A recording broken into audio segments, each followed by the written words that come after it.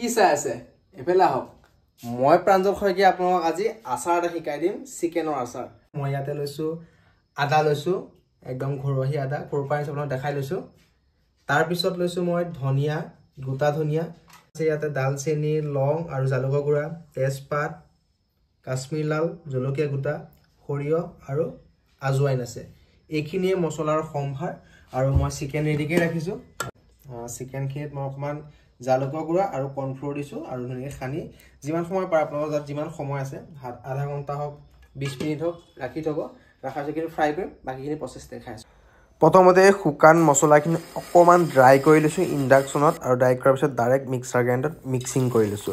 লগে লগে চিকেনখিনি মই ৰাখি থোৱা কৰ্নফ্লোৰ লগাই সেইখিনি মই আছে ফ্ৰাই কৰিম ফ্ৰাই কৰাৰ পিছত আৰু বহুত বেছি ফ্ৰাই হ'ব নিদো লাইট ফ্ৰাই হ'ব দিম যাতে বস্তুটো বেছি হাৰ্ড হৈ নাযায় আৰু হোৱাৰ পিছত লাহেকে একদম সৰু সৰুকে কাটিং কৰিব লাগিব পিছি থোৱা আদাখিনি মই এতিয়া অলপমান তেল দিছো মিঠাতেল ইউজ কৰিছো আৰু দিয়াৰ পিছত ধুনীয়াকৈ ফ্ৰাই কৰি লৈছো তাৰ কেঁচাৰ ভাৱটো যাতে লাহেকে নাইকিয়া হয় লগত মই পিছি থোৱা মছলাখিনি এড কৰিছো আৰু ইয়াতে ভিনেগাৰটো মই দি দিছো কিন্তু আপোনালোকে ভিনেগাৰটো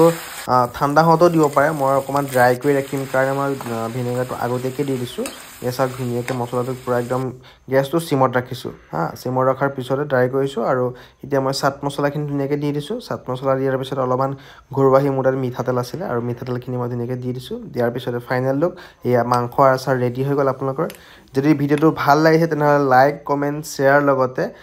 পেজটো ফ'ল' কৰি ৰাখিব নতুন এটা ভিডিঅ'ৰ সৈতে আকৌ লগ পাই আছো এতিয়া আপোনালোকক বিদায় দিছো বাই বাই